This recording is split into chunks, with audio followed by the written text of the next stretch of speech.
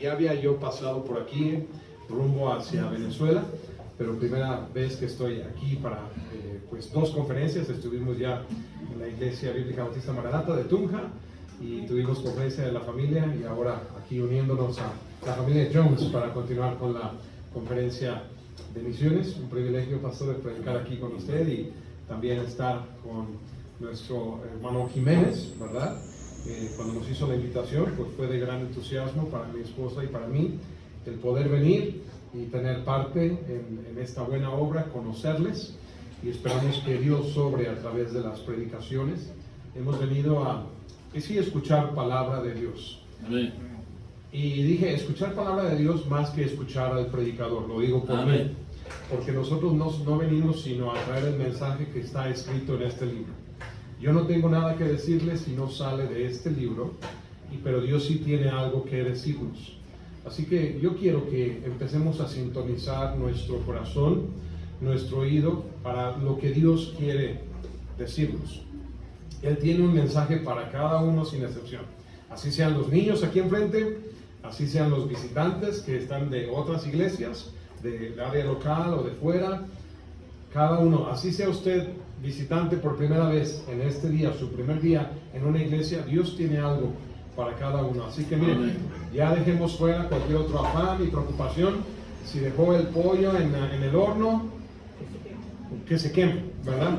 Mañana puede comprar otro nuevo, ¿verdad? Y ahí el limpiador para limpiar el horno. Ya quite toda preocupación, todo afán de su mente, y vamos a dar nuestra atención al Señor. Bueno, son dos predicaciones, así que el tiempo apremia. Vamos a comenzar. Ezequiel, en su Biblia, por favor. Ezequiel capítulo 22. Ezequiel 22. Y un gusto ver a los hermanos de Tunja, que pues ya tuve la oportunidad de convivir con ellos, ¿verdad? Qué bueno que vinieron para darme apoyo moral, porque algunos predicadores sufrimos de pánico escénico y ustedes me dan seguridad, ¿verdad? Bueno, muy bien. Ezequiel capítulo 22. Y tenemos un solo versículo. Vamos a leerlo todos juntos a una voz. El versículo 30. Ezequiel 22. ¿Lo tienen? Bueno, todavía siento el aire de algunas hojas cambiando, ¿verdad? Está bien. Vamos a esperar si unas dos horas, ya lo tenemos. Ok. Ezequiel capítulo 22 y el versículo 30 dice así la palabra de Dios, todos juntos. Y busqué entre ellos hombres que hiciesen vallado y que se pusiesen en la brecha delante de mí a favor de la tierra, para que yo no la destruyese y no la hallé. Es uno de los versículos más tristes, si no es que el más triste de toda la Biblia. El Señor, previo a este versículo, denuncia el pecado del pueblo de Dios, de los profetas, de los sacerdotes, de los gobernantes, de las falsedades en las predicaciones y de todo el mundo. Y Dios es justo y su justicia es perfecta.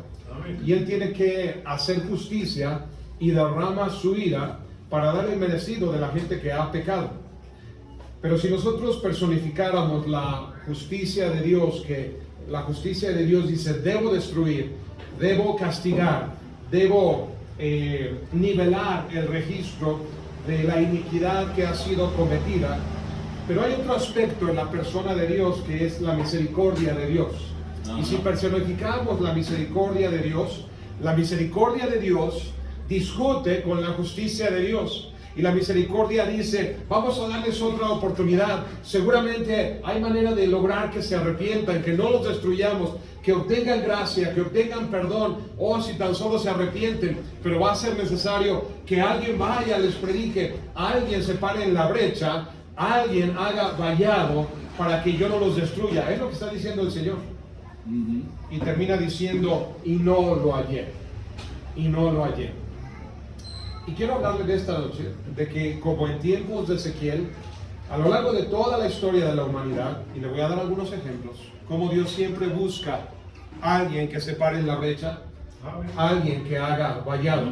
Ustedes vieron dos presentaciones misioneras de la familia Vega y la familia Mora López tenemos el privilegio de haber recibido a ambas familias en nuestra iglesia y apoyar a ambas familias y tener una parte.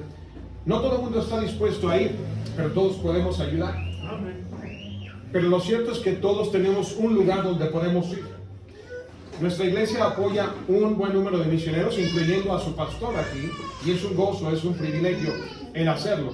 Pero lo cierto, y los apoyamos porque nosotros no podemos estar en todos y cada uno de estos países aquí representados por todas estas banderas a la vez. Pero ahí donde estamos, ahí nos es dada a nosotros la responsabilidad de pararnos en esa brecha, a ser vallado en ese lugar para que la ira de Dios no se derrame. Porque yo no sé usted aquí en su ciudad y en su nación, pero en mi país hay demasiado pecado. Así como leemos o no leímos, pero puede usted revisar los versículos previos del pecado en el pueblo de Dios, así hay pecado en mi nación. Pregunto, ¿hay pecado en su nación? ¿Hay pecado en Cundinamarca? ¿Hay pecado en Chía? La pregunta es, ¿quién se va a parar y a ser vallado para que la ira de Dios no se derrame en este lugar? Ahí está el llamado, de eso se trata el mensaje. Vamos a orar. Padre, ayúdanos, oh Señor, a entender, Señor, no solamente la historia de Israel que aquí nos es presentada, es una historia del pasado. Y Señor, es verídica, es real. No son fábulas este libro. Son cosas que en realidad tomaron lugar. Gente de carne y hueso como nosotros sufrieron la ira, el juicio de Dios, porque eran tan pecadores como somos nosotros hoy en día. Y Señor, ayúdanos a entender los principios bajo los cuales opera tanto tu juicio como tu misericordia. Señor, ninguno de los dos está peleado, pero hay un camino que abre la misericordia para que haya gracia y perdón.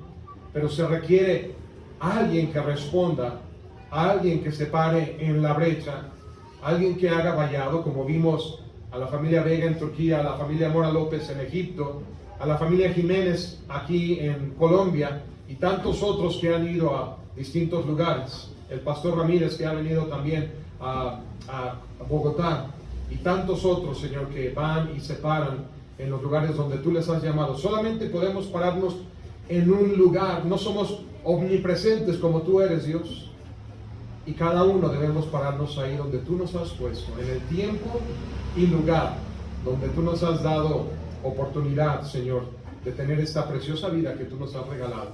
Danos entendimiento, Señor, en Cristo Jesús. Amén. Amén. Es un cuadro de destrucción. Ahí está la palabra, para que yo no la destruyese a la nación. La justicia de Dios está a punto de derramarse. Viene muerte. La muerte es real. Vemos gente morir hoy en nuestros días. Familias destruidas. Hablábamos en la conferencia de la familia de Tunja.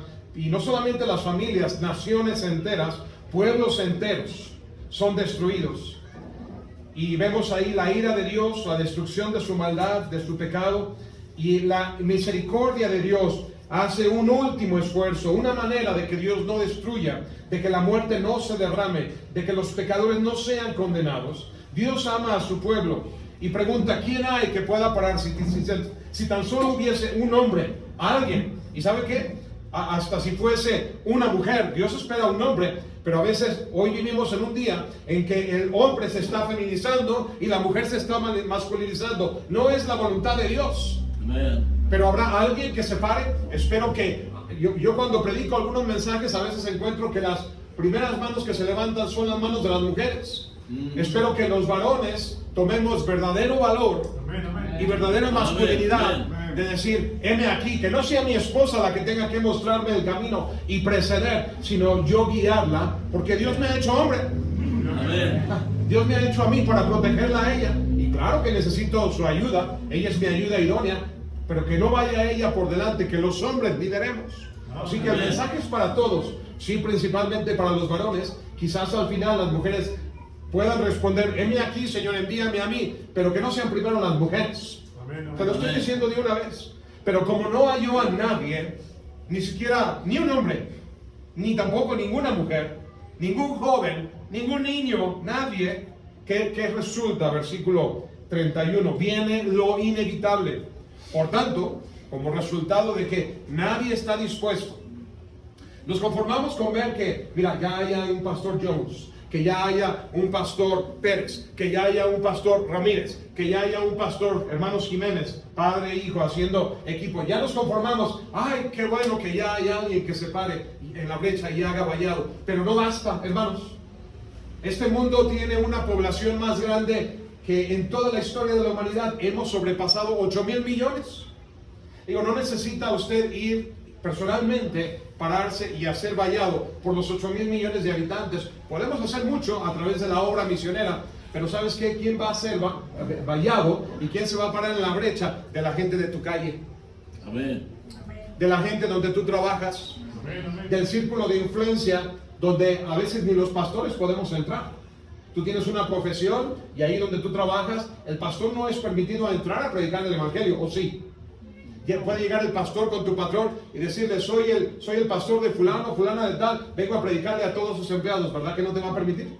Pero tú en el contacto que tienes con ellos, tienes una influencia, ellos son tu círculo de influencia, ellos tienen un alma, y predicaba el pastor Luis Ramos en el video, ¿verdad? Si alguien no va y les predica, sus almas van a ir al infierno. Amén. Hay alguien que necesita de ti personalmente. Tu pastor no va a poder. El misionero no va a poder. Y la voluntad de Dios o la justicia de Dios, si tú no te paras ahí, va a derramar la ira. La misericordia de Dios hace un último clamor, un último llamado, a ver quién puede pararse y hacer vallado y pararse en la brecha. Pero como no halló a nadie, y piensa ahorita, hermano, hermana, en los de tu calle, en los de tu barrio, en los de tu ciudad. Lo poco que hemos recorrido de Colombia, hemos visto algunos hermosos paisajes, valles, montañas. Por ejemplo, hoy en la mañana fuimos a desayunar a una casa muy hermosa en las afueras de Tunja y se veía toda la ciudad. Amén. Y tú puedes admirar allí, como pensando cómo Dios mira esta ciudad y cómo Dios mira esta zona metropolitana o esta ciudad de Chía o este estado de Cundinamarca. Que tú en alguno de esos paseos, estoy seguro que tú conoces tu país mejor que yo, y te pares por ahí y mires a la ciudad y no nada más admires el paisaje, que es hermoso, pero que lo mires con los ojos de Dios, que lo mires y veas la oscuridad del pecado, las tinieblas de espiritualidad que privan, y que Dios esté buscando a alguien en quien pararse y tú decir, Señor, salva a mi pueblo, salva a mi ciudad, salva a mi departamento, salva a mi nación. Y que tú desarrollaras una carga en tu corazón para que alguien hiciera algo y que Dios pudiera cambiar las cosas en tu país y decir, Señor, hay algo que yo pueda hacer. Y sabes que la puerta que está al lado de tu casa, tú tienes estos nudillos y puedes ir y tocar. Y lo primero que puedes hacer es, vecino, qué gusto saludarle, ¿cómo le va el día de hoy? ¿Hay algo que pueda hacer por usted? Yo sé que podemos ir y preguntar, ¿está usted 100% seguro que si muriera hoy, su alma iría al cielo? Pero siendo tu vecino puedes decirle, ¿hay algo que pueda hacer por usted? ¿Hay alguna necesidad que tiene? ¿Cómo le va? Mire, el otro día vi que estaba batallando con su carro, ¿hay manera de que yo le pueda ayudar? Conozco un mecánico. Amistarte con ellos para decirle, oiga vecino, ¿ha pensado alguna vez quizás acerca de su alma? O hay veces que vecinos nos han dicho a nosotros, oye, ¿por qué tú estás tan tranquilo? Nosotros gritamos con nuestra familia, los niños, a los padres le faltan al respeto, los padres a veces son abusivos con los hijos, y ha pasado que a mí me han preguntado, ¿ustedes por qué no se oye que gritan en su casa? Y eso nos abre la puerta para decirles el por qué. Empezando a decirles, ciertamente hubo un día en que yo era igual que tú, pero déjame decirte que, más bien, ¿quién hizo la diferencia en mi vida? Amén. Y una oportunidad Amén. para testificarles, Amén. para que haya ese cambio. Y así el de 2 puertas hacia la derecha y 3 puertas hasta llegar a la esquina, y ahí puedes cruzar la calle, o bien miras hacia el otro lado y tienes otra puerta de este lado y repites la misma operación, y luego puedes cruzar la calle y hay una puerta enfrente, y así como alcanzas una cuadra, puedes decirle al Señor, Señor, ¿será posible que al cruzar la esquina en aquella cuadra se pueda repetir la operación? Y hermano, imagina si cada uno de nosotros, si Dios busca uno solo que se pare en la brecha, que haga vallado, si cada uno de nosotros hiciéramos esto, ¿qué diferencia pudiéramos hacer? Amén. Pero si nadie está dispuesto, es fácil decir, mira, En México llegaron americanos y trajeron el evangelio y gloria a Dios por ellos. Y siguen siendo los que más dan a la obra. Y mucha gente dice, ay, qué bueno que los americanos dan. Sigan dando, ¿Y cuándo tú vas a aprender a corresponder al favor extendido para ti? Amén. Ahora el evangelio llegó a nuestro país. Como dice el canto, llegó el evangelio a nuestro país por los misioneros dispuestos a impartir. Bueno, vinieron a México y ahora ¿qué van a hacer los mexicanos? Gracias, nos trajeron el evangelio, ya somos salvos. Ay, Señor, gracias. Ahora vamos a seguir en el mundo hasta que tú vengas, por lo menos ya vienes por mí. No, aprender lo que el corazón de alguien que vino y se preocupó por un país extranjero para ellos, que es el mío, y repetir la operación. Y ahora los mexicanos llegaron a Colombia y hay más de 25 misioneros en el Ecuador, y hay en el Perú, y hay en Egipto. Son mexicanos y están llegando a los últimos rincones de la tierra. Los mexicanos aprendieron y otros están saliendo. Coreanos están saliendo. Amén. Otras naciones están saliendo. Pregunto, hermano, ¿dónde están los colombianos que van a estar saliendo? ¿Dónde están los colombianos? Que se paren en la brecha, que hagan vallado. Pero si no lo hay, entonces viene lo inevitable. No terminé el 31. Por tanto, derramé sobre ellos mi ira. ¿Sabes qué pudo haberse derramado? Su gracia. ¿Sabes qué pudo haberse derramado? Su misericordia. ¿Sabes qué pudo haberse derramado? Su perdón, su amor. Pero como nadie estuvo dispuesto a ser el vehículo usado por Dios para llevar el evangelio, derramé sobre ellos mi ira. ¿Eso es lo que quieres para tu país? ¿Eso es lo que quieres para Chía? ¿Eso es lo que quieres para Cundinamarca? Con el ardor de mi ira los consumí. Hice volver el camino de ellos sobre su propia cabeza, dice Jehová el Señor. A lo largo de la historia, el mismo cuadro se repite. Mira conmigo en Éxodo capítulo 32. Éxodo capítulo 32. Ve cómo Dios siempre está buscando a alguien que se pare en la brecha y que haga vallado. Dice Éxodo 32. Moisés había subido al monte Sinaí para recibir las tablas de la ley. Como tardaba, el pueblo se desesperaba y dijeron a el hermano de Moisés, el sacerdote Aarón, haznos dioses. Y ni tardo ni perezoso pidió las joyas de oro y puf, dice, ahí salió ese becerro de oro que ellos empiezan a adorar. Baja Moisés del monte y se llena de ira. Versículo 19. Aconteció que cuando él llegó al campamento y vio el becerro y las danzas estaban desenfrenados, ardió la ira de Moisés y arrojó las tablas en sus manos y las quebró al pie del monte. Y tomó el becerro que habían hecho y lo quemó en el fuego, lo molió hasta reducirlo a polvo, polvo de oro, que salió de las joyas de ellos mismos, que hicieron un ídolo y que esparció sobre las aguas y lo dio a beber a los hijos de Israel. Esto no es solo Moisés. Dios nos ha mostrado que si tú quieres hacerte de otros ídolos, disculpen la expresión, espero no sea demasiado ofensiva aquí en Colombia, pero les hizo tragarse a sus dioses. Los esparció en el agua. Esos son los dioses, que ellos te salven entonces, si me rechazas a mí. Es la ira de Dios aquí derramándose. Versículo 21. Y dijo Moisés a Aarón, ¿qué te ha hecho este pueblo? Que has traído sobre él tan grande pecado. Y respondió Aarón, no se enoje, mi señor, tú conoces al pueblo que es inclinado al mal. Sí, el pueblo es inclinado al mal, pero tú eres líder para pararte en la brecha, para ser vallado, para proteger de que ellos hagan lo malo. Siempre nos excusamos de que, ay, yo no fui, fueron los demás. Y siempre tenemos una excusa. El asunto es que al final del día nadie se para en la brecha, nadie hace vallado, pero Moisés es verdadero líder. Versículo 27 o 25 dice, viendo Moisés que el pueblo estaba desenfrenado porque Aarón lo había permitido, para vergüenza entre sus enemigos. Aquí está el pueblo de Dios. Dice, mira nomás cómo se conducen como idólatras, se conducen como paganos. Solo el pueblo de Dios ellos dicen que tienen al Dios vivo y verdadero, y mira, están adorando un becerro. ¿En qué se diferencian de nosotros los demás, que somos tan paganos como ellos? Es una vergüenza. 26, se puso Moisés en la puerta del campamento y dijo, ¿quién está por Jehová? El Señor pregunta siempre, ¿alguien que se pare en la brecha? ¿Alguien que haga vallado? alguien tiene que tomar una decisión.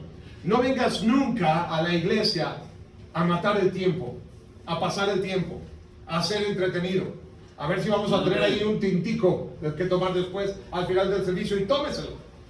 Pero ven para tomar decisiones, para que Dios te hable, para que tu vida sea transformada. ¿Quién está por Jehová? Júntese conmigo, dice Moisés.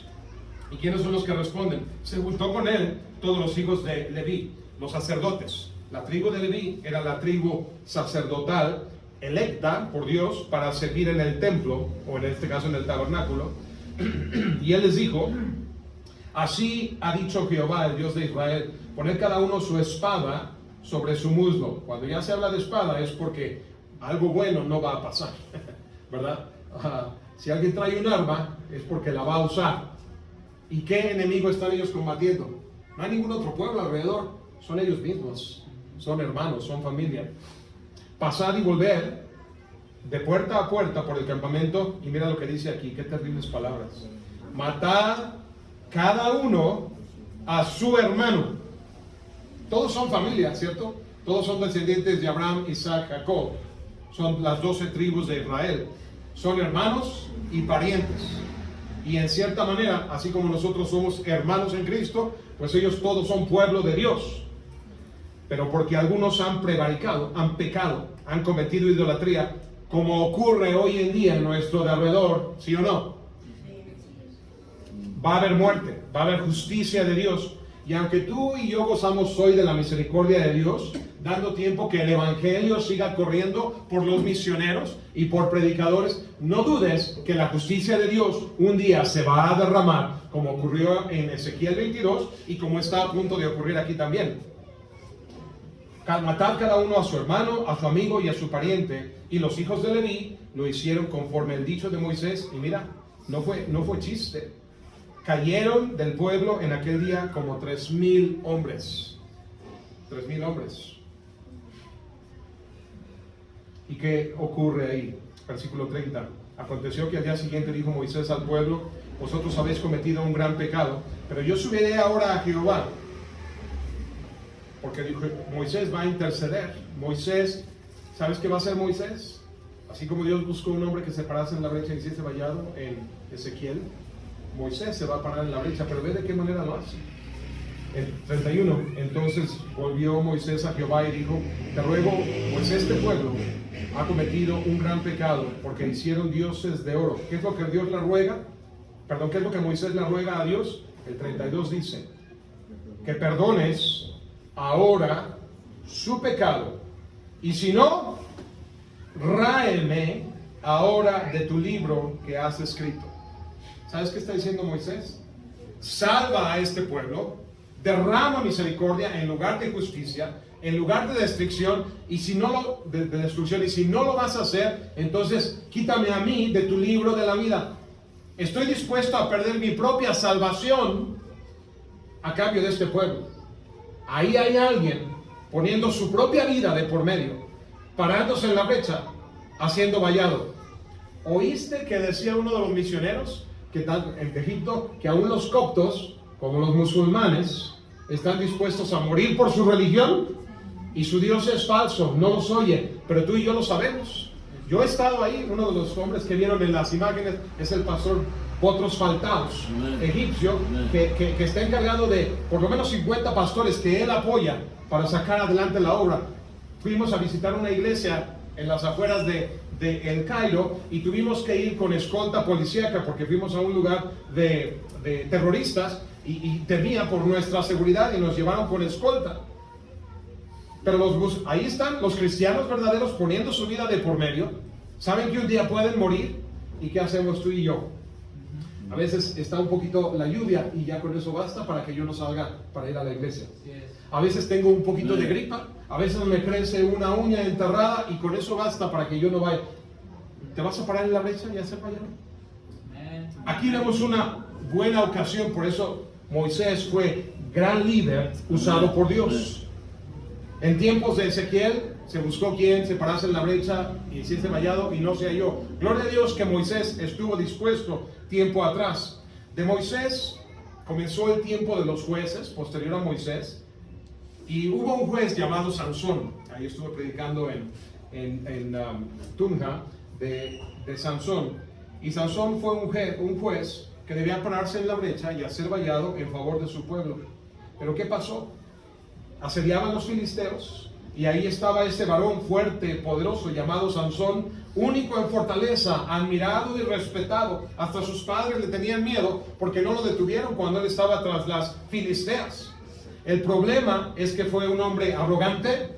Ahí está el que tiene el poder de Dios, pero se volvió arrogante, insensato, necio, carnal, mundano y presa de sus deseos y pecados, porque andaba tras faldas de las filisteas.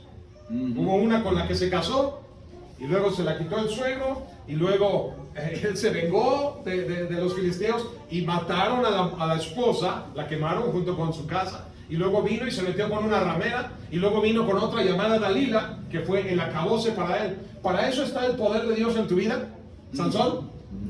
Para eso ha venido el Espíritu Santo a morar en ti. Porque si tú eres salvo, hermano, hermana, el Espíritu Santo ha venido a morar en ti. Amén. Para darte nueva vida, para darte nuevo entendimiento, nueva visión, un propósito, una vocación, un llamado, que en este mensaje lo estamos definiendo como alguien que se pare en la brecha a favor del pueblo, para que Dios no lo condene, no lo destruya, alguien que haga vallado. Y la pregunta, insisto una y otra vez, es la única verdad que le voy a martillar en este mensaje, para que no se confundan. Y ahí estaba Sansón, sin visión, con fuerza, con poder, pero qué terrible derrota, qué gran vergüenza. Por eso nadie le pone Sansón a sus hijos, ¿o sí? Le ponen Sansón al perro, pero no le ponen Sansón a sus hijos. Le ponen Moisés a algunos, le ponen Samuel, le ponen Daniel, le ponen José, le ponen Pedro, le ponen héroes de la fe. Y Sansón era un juez, el hombre más poderoso en cuanto a fuerza humana que jamás haya caminado sobre la faz de la tierra. Jóvenes niños, tengo malas noticias para ustedes. No existen los superhéroes. Amén. Ni Superman, ni Batman, ni el Hombre Araña, ni... ¿quién más son otros? ¿Verdad? Ninguno de esos son reales. ¿Quién? Hulk. Ninguno de esos son reales. Ni la Mujer Maravilla tampoco es real.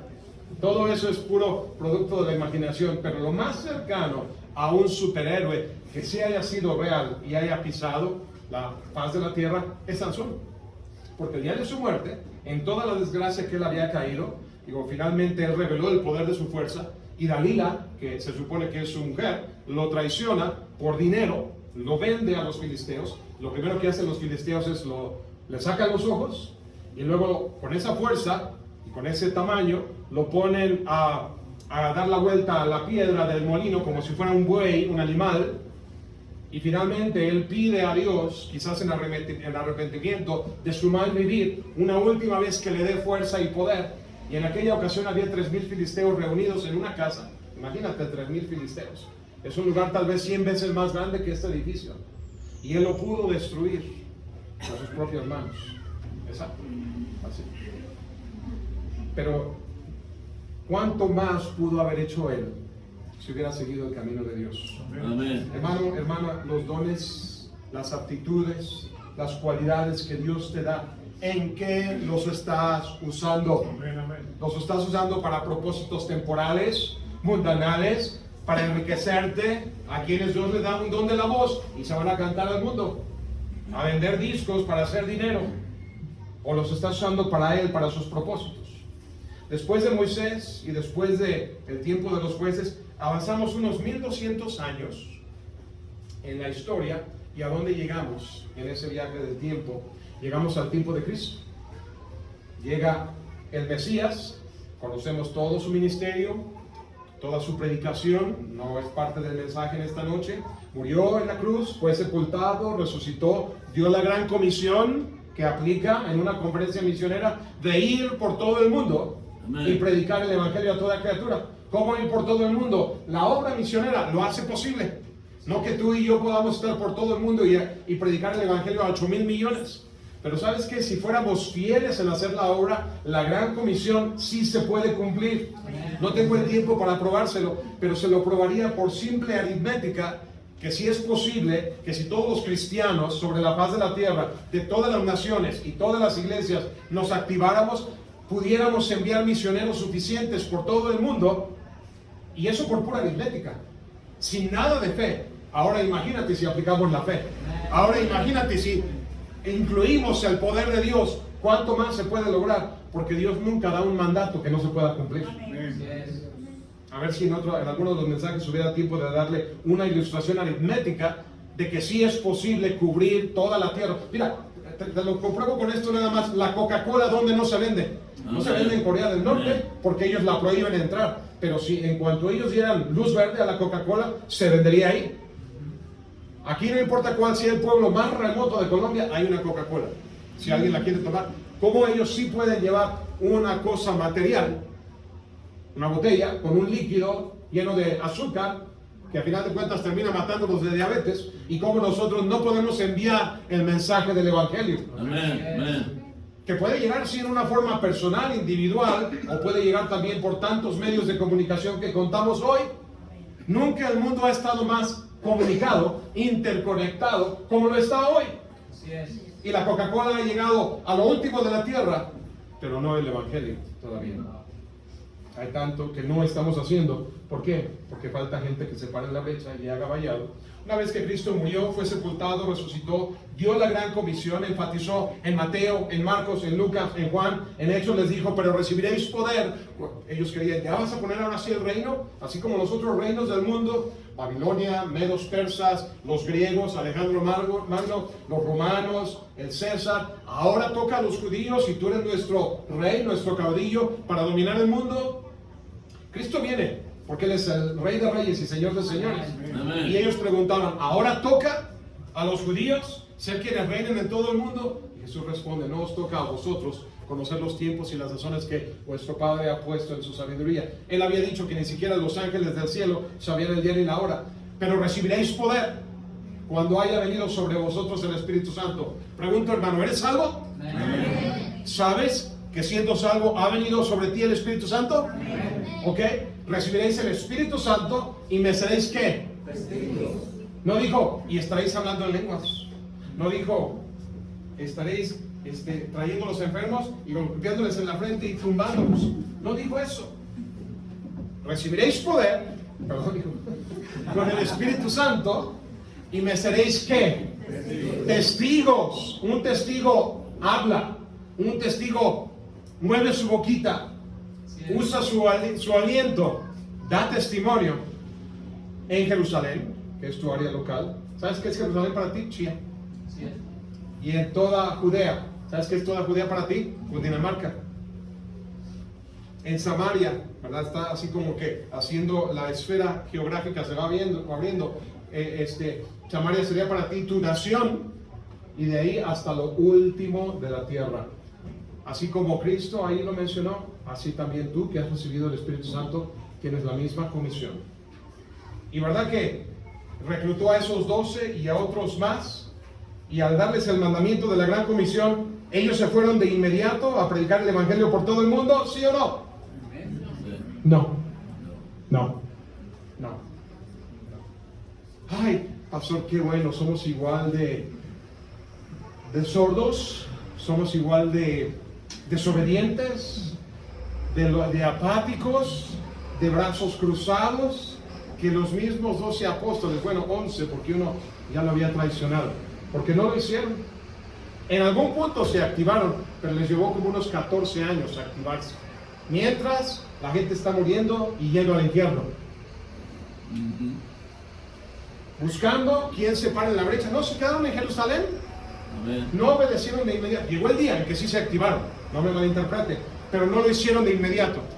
Hermano, tú te vas a esperar hasta que, mira, a mí ya se me está cayendo el cabello, no que lo tenga que enfatizar, se nota, pero todavía, hoy en la mañana hablábamos de mi edad, tengo 58 años, me siento como de 18, pero cuando hago algunas actividades el cuerpo me recuerda, ya no tienes 18, ¿verdad? Ya no tienes la fuerza, pero me siento fuerte para seguir predicando, para seguir trabajando. No quiero esperarme hasta que ya no me quede ni un cabello, hasta que ya mi rostro esté arruinado, hasta que ya no me quede ni un diente, hasta que esté encorvado, y ahora sí, Señor, envíame a mí, ya no es tiempo. Digo, mientras tengas aliento, puedes hacerlo. pero ¿cuándo te vas a activar? Amén. Porque estos, de los 12 quedaban 11 y estaban, de los 12 no se hacía uno, pues, hasta que el Señor encontró uno distinto de los 11 que quedaban. Aunque ellos echaron suertes para escoger uno que reemplazara a Judas y salió un Matías, yo no veo que Matías haya hecho nada, pero yo creo que Dios es el que vino a escoger a uno llamado Saulo de Tarso, que perseguía a los judíos, que perseguía a los cristianos, judío, que perseguía a los cristianos. Y yo creo que el Señor veía a los 11 que quedaban ahí acobardados, ahí encerrados, no obedeciendo, no haciendo nada. ¿Será que cuando Dios nos mira a nosotros, nos mira igual que a los 11? Ahí aletargados, distraídos. No, es que tenemos que trabajar porque hay que comer. Sí, todos tenemos que comer y Dios promete darte de comer. No es que tenemos que trabajar porque tengo un negocito que atender por acá. Es que el niño tiene que ir a la escuela. Es que excusas y pretextos. Las excusas son a peso la docena. Todo el mundo tiene un directorio telefónico, ya no existen, ¿verdad? De excusas que se pudiera llenar. Más grande que el diccionario de excusas. A nadie le falta una. Pero el Señor está buscando uno como Saulo de Tarso. Que él no tiene una comisión de parte de Dios, pero él está viendo cristianos que predican el Evangelio y dice, hay que parar a esa gente. Ese camino es falso, atenta en contra de la ley y los profetas. Saulo pensando que estaba sirviendo a su religión y al Dios de Israel de esa manera, hasta que un día Jesús dice, yo necesito uno con ese fuego, con esa pasión, con esa tenacidad, con esa entrega. O cómo la gente tiene ese fuego, pasión para bailar vallenato, o la cumbia, o el fútbol. Es que alguien está jugando y no, se saben toda una letanía de frases cuando mete gol o cuando lo falla. Digo, no fue uno aquí colombiano que una vez falló metió un autogol y lo mataron. La pasión está a todo lo que da en este mundo. Y el Señor veía la pasión de Saulo y dice, necesito uno así, porque esos 11 nomás no, te hace uno. Y se encuentra con Saulo y le dice, Saulo, Saulo, ¿por qué me persigues? ¿Quién eres, Señor? Yo soy Jesús, a quien tú estás persiguiendo. No me daba cuenta, no entendía. Mira, tú tienes pasión, tienes celo. Lo único que tengo que hacer es hacerte ver la buena nueva de salvación. Que yo soy el cumplimiento de las Escrituras. El Señor enseñó a Pablo y Pablo se convirtió y el resto es historia. Nunca le dieron el polvo a Pablo ahora, el gran apóstol Pablo, que corrió la carrera que tenía por delante y nunca dejó de pelear la buena batalla hasta haber acabado la carrera. Nunca renunció, sino que guardó la fe hasta la muerte. Moisés se paró en la brecha. En tiempos de Ezequiel, nadie. En tiempos de los jueces, nadie. En tiempos de los mismos apóstoles, había Cristo muerto, sido sepultado, resucitado, y ellos estaban ahí todos agüitados de que pensábamos que iba a restaurar el reino de Israel, y hace 3 días que nos lo mataron. Y Jesús se aparece entre ellos y todavía no lo creían. Pensaban que era un fantasma. Parecía que toda la obra, vida y ministerio del Señor había sido en vano. Ya terminó y parece que tiene que empezar desde cero otra vez. No, les afinó la visión. Y cuando los otros vieron a Saulo, ahora Pablo, activarse, entonces ya los otros discípulos empezaron a correr esa carrera. Y Pedro, vemos luego su conversión, ¿verdad? Predicando el Evangelio y luego escribiendo sus cartas y todos los demás. Y ya, sí, yendo a distintas partes del mundo. ¿Estás perdiendo el tiempo, hermano? Como los 11. Dios necesita a alguien como un Moisés. No, bueno, pues ahí están los predicadores. No, Dios necesita tu vida. Sí, amén. Amén. No seas como Sansón, desperdiciando los dones, los talentos, causando vergüenza a su nación, causando vergüenza a sus padres, causando vergüenza a su propio Dios. Vemos la palabra vergüenza ahí en Éxodo 32, donde fuimos hace rato. Qué vergüenza a los discípulos que están ahí encerrados en Jerusalén cuando ya se les mandó ir. Y escuchamos predicación y decimos, qué buena estuvo la predicación. Hermano, les soy sincero, les amo, pero no vine a que usted escuche una buena predicación, sino que Dios le hable. Amén. a que Dios te rete, a que Dios te abra el entendimiento. Y yo lo único que quiero ser aquí es un vehículo para el mensaje de Dios, como lo es un micrófono. El micrófono no trae un mensaje de sí mismo. El micrófono ayuda, las bocinas ayudan, las pantallas ayudan, y yo quiero verme nada más como un instrumento para comunicar el mensaje, pero el mensaje no es de este predicador, el mensaje es del Dios vivo y verdadero, cuya palabra le estoy predicando. Amén.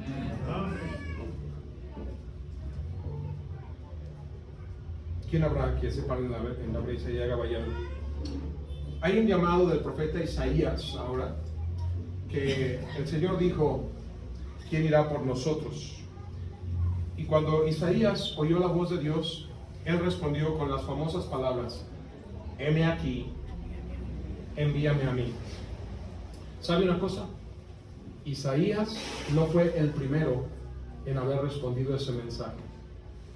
Y no me refiero necesariamente a un ser humano antes de Isaías, sino hubo uno que antes de la fundación del mundo, sabiendo que iba a crear el mundo y la tierra y todo lo que en ella pondría, incluyendo al ser humano, y sabiendo que el ser humano, que todavía no creaba pero crearía en el futuro, se apartaría de Dios por medio del pecado, y que tendría que condenarlo, tendría que castigarlo, tendría que destruirlo en un lago de fuego, a menos que alguien se parase en la brecha.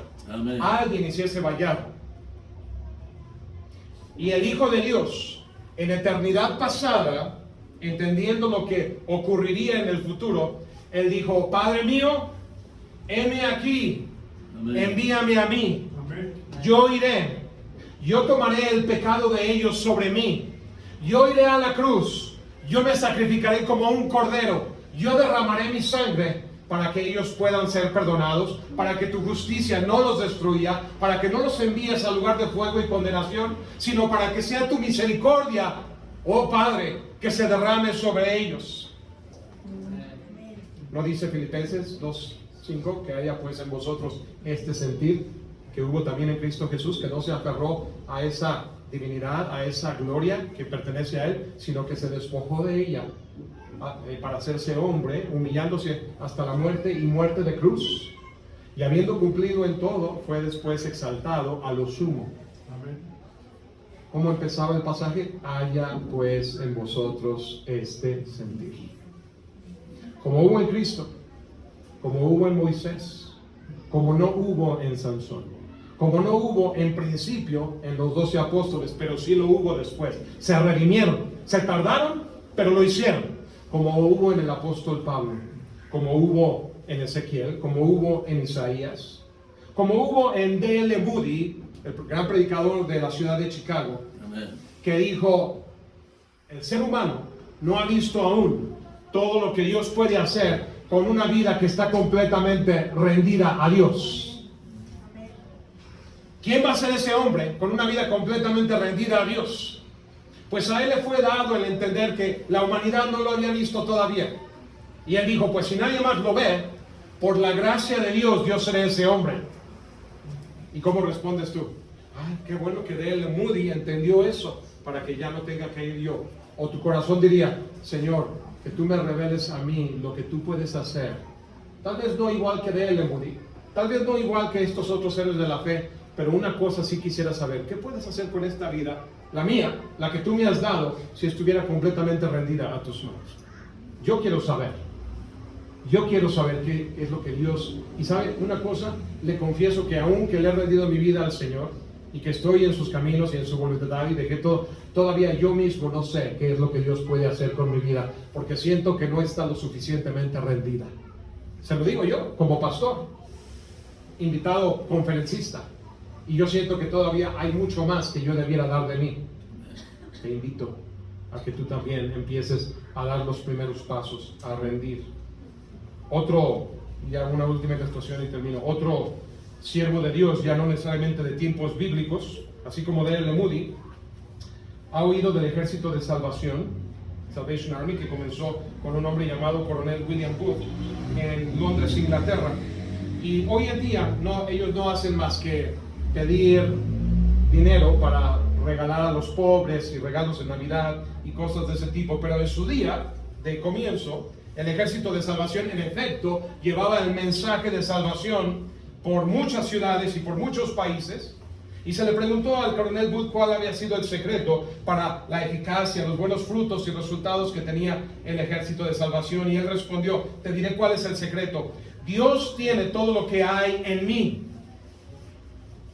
Ha habido hombres con mentes más grandiosas que la mía, hombres con más oportunidades, con más dones, con más talentos, pero cuando yo vi a los pobres en la ciudad de Londres y los necesitados, tuve una visión de lo que Jesucristo podía hacer por ellos si hubiese alguien que estuviese dispuesto a servir al Señor a favor de ellos. En otras palabras, tuve una visión de lo que Cristo podía hacer si yo me paraba en la brecha, si yo hiciera vallado. Hermano, ¿no tienes tú una visión de lo que Dios puede hacer en tu calle?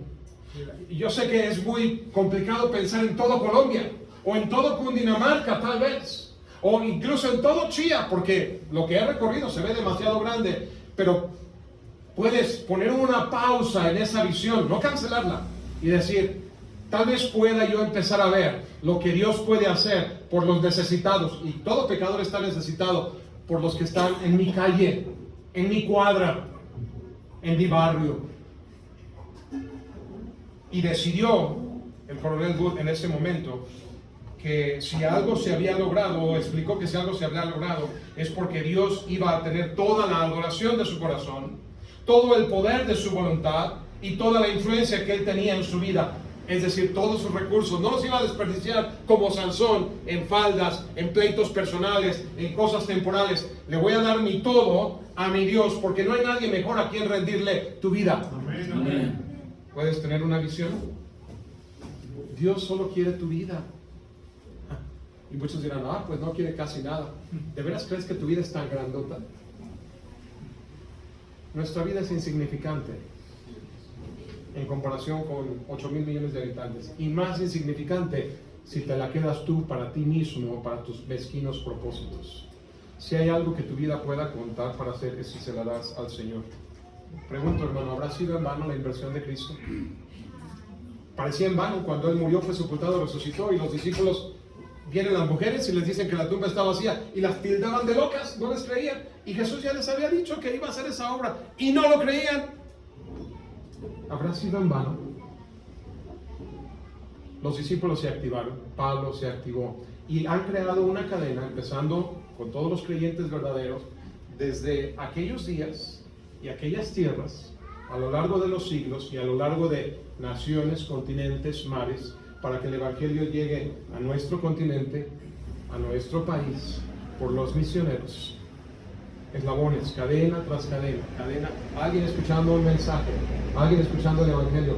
Pregunta, hermano, ¿piensas ser tú el último eslabón de la cadena que ha traído el Evangelio hasta ti? ¿O vas a seguir siendo testigo? Recibiste poder con el Espíritu Santo y me seréis testigos. ¿Vas a ser el último eslabón de la cadena? ¿O vas a seguir siendo testigo? ¿Vas a abrir tu boquita? Cuando abrimos nuestra boca, ¿qué sale de ahí? ¿Cosas que edifican o cosas que destruyen? ¿Cosas que bendicen o cosas que maldicen? ¿Habrá sido en vano? ¿Podrá encontrar en ti a alguien que haga la diferencia? ¿Podrá encontrar en ti a alguien que se pare en la brecha? ¿A alguien que haga vallado para que no destruya esa gente que tú puedes alcanzar? Padre, ayúdanos, Señor, en esta noche a entender lo que tú quieres de nuestra vida. Ayúdanos a entender por qué venimos aquí esta noche, por qué esta conferencia. Esto es lo que tú querías hablarnos, y el mensaje que